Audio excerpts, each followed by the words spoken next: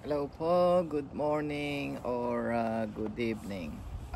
Itong anong kong to, sasagutin ko, may mga tanong doon na may tinatanong, may sinasuggest sa akin. I like it kasi may nagko-comment, ibig sabihin na may napapansin din. Minsan daw putol-putol yung mga tape ko, hindi mayroong portion nga doon kasi ang reason ko kasi minsan gusto ko talagang sabihin pero nag-i-slow down ako kasi minsan yung iba mga sensitive ba and I don't wanna hurt anybody's feelings, but at the same time yung iba parang nagugulat bakit ganon. Example na lang yung before that I will talk about yung previous tape ko kaya na sinabi ko yung pasyente nangitim. So kailangan i-watch ninyo yung mga previous tape ko kasi kung hindi nyo i-watch parang hindi nyo maintindihan kasi tuloy-tuloy yan hindi ko naman pwedeng gawin sa isang ano lang, may limit lang din ang YouTube na time. For example, yung medication, ang medication yon iron yon, yung unang panahon yung iron very ano yan, ngayon okay na yan, safe na improve na. Ang ano doon, ang nangyari sinabi ko nangitim, but honestly yung parang pag nurse ka, parang makikita mo na nawawala sa ayos. So, ang message ko doon, kaya nga nung nakita na namin na ganun, binigyan ko na ng Benadryl, Zolocortef, epinephrine. Ang message ko doon yung you should follow the policy. Ang policy, you don't want to give it na unless the doctor is besides you. Because if I give it without yung doctor, ganun na ang pasyente, parang nawawala na sa ano, paano mo ibibigay yung mga gamot kung walang doctor's order? Tatawagan mo pa yung doktor nag-ano na yung pasyente. Yun ang point doon. Yun ang message doon. Ngayon, doon sa halimbawa naman yung pasyente na don't like me. Nung una, mga ganyan, nung bago ako, kailangan alamin yung dahilan. Minsan may mga dahilan yan. Yung isang sikikinuwento ko, yung pasyente, sinabi, kasi bago ang mukha ko, natatakot siya. Which is reasonable.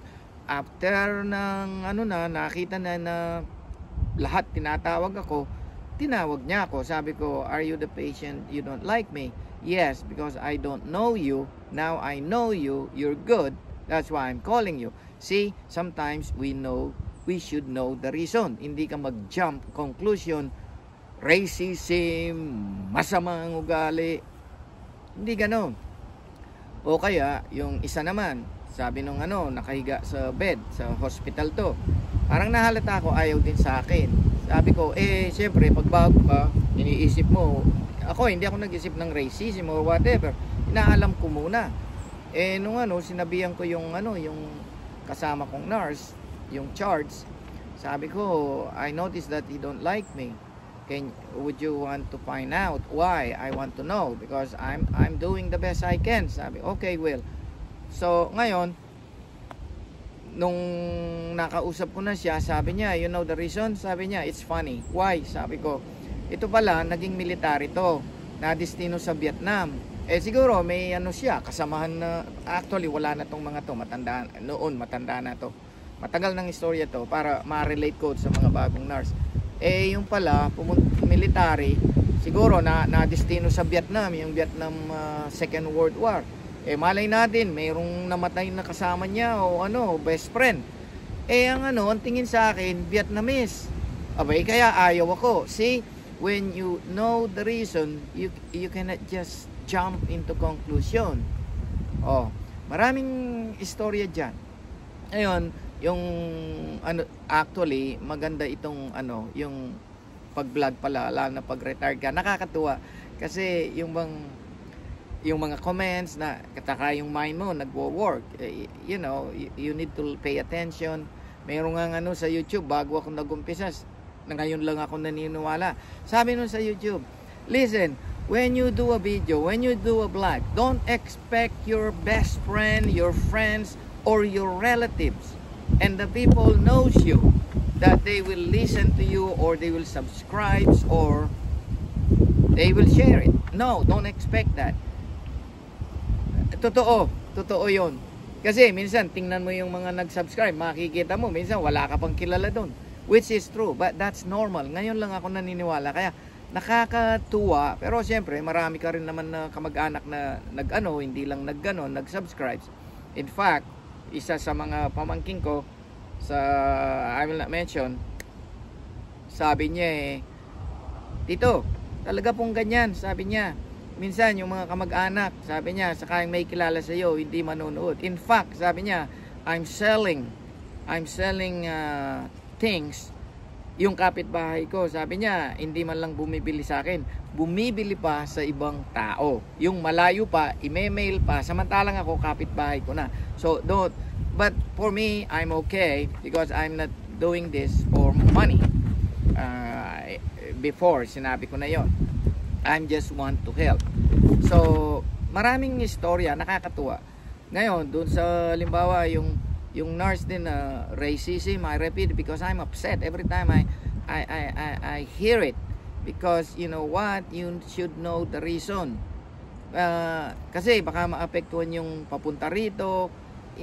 Kasi pag sinabing toxic, siyempre toxic kung nandiyan ka sa area na heavy, tapos dalawang nurse ang nag-sick call, hindi naman sila makakuha ng ganun-ganun lang, special area yan. You need to deal with it. Another problem, tayong mga Pilipino, marami tayong tinutulungan, hindi ko nila lahat. Abay, magtrabaho ka ng 12 hours. Dapat 8 hours. You work 12 hours. Minsan, yung gagawin, 6 days a week. That's 72 hours. Supposed to be ang 2 weeks, mga 36 hours lang yan, 40. So, you more than 30 hours in 2 weeks. Think about it. Abay, kahit na robot ka So, case-to-case basis yan. Yung iba naman, mag-work ng 5 days times 12. So, that's 60. That's more than all. Kaya, please, huwag niyong idamay yung mga bagong darating na, it's so talks. I agree with that. Depende sa area. Pero kung maraming case-to-case, yung mga bagong dating, please, you watch kung ano yung tama, yung ganon-ganon. Hindi ko sinasabing mali, pero yun ang mga reason. Siguro, yung isang umihirit na yan, siguro mayaman siya sa atin, hindi sanay sa hirap.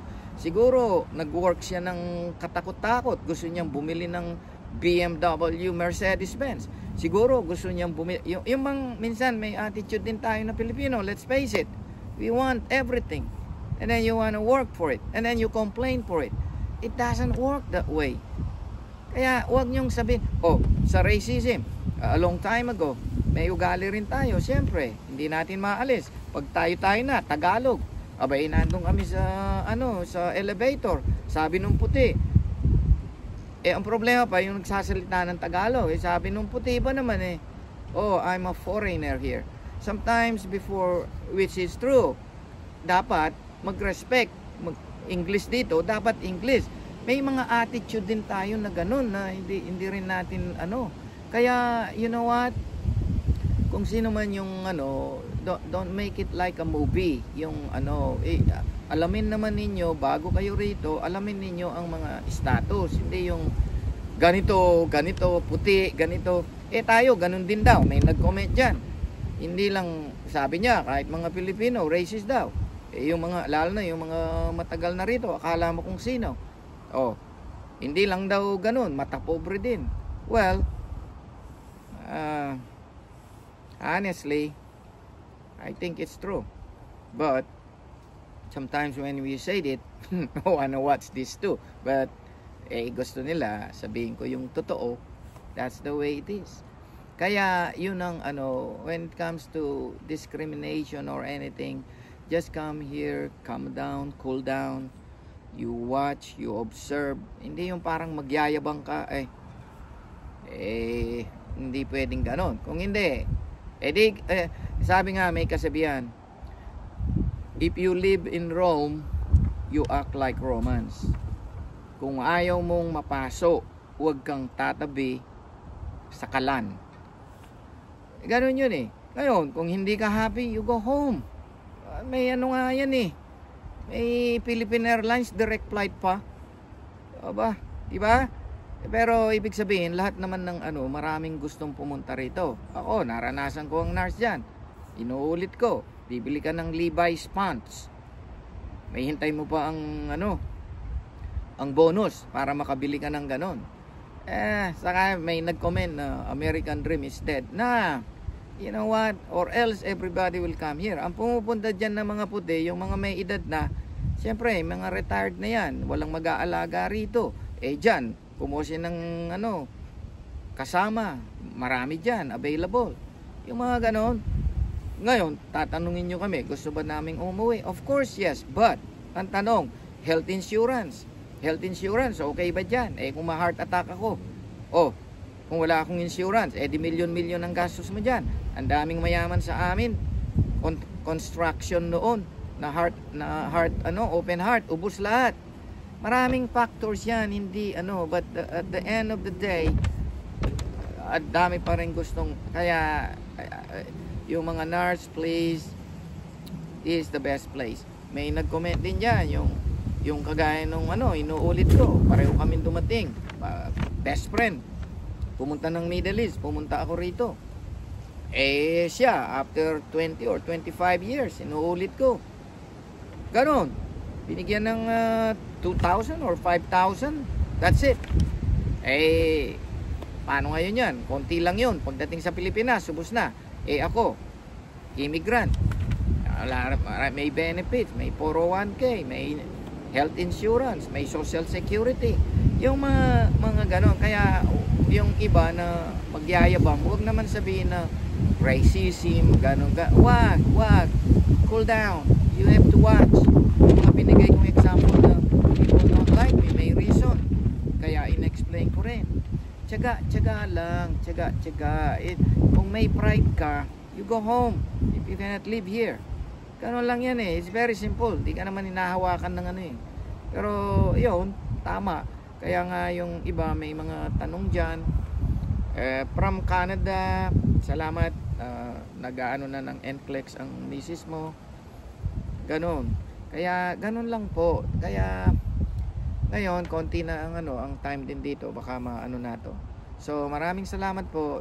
Yung mga tanong na iba pa dyan, sasagutin ko in the future. Ito mainly sa mga tanong. Maraming salamat po. Ingat. Yung mga bagong dating, please be careful. You cannot just blow it up. You need to learn. Sabihin hindi tama yun. Kailangan you need to take care those people who want to come here. Huwag kayong magyabang, please. Alright? Thank you. Alam ko may magagalit, but that's the way it is. Sabi nila, sabihin ko yung totoo. May nag-advise. Maraming salamat po, but I love you all. Bye.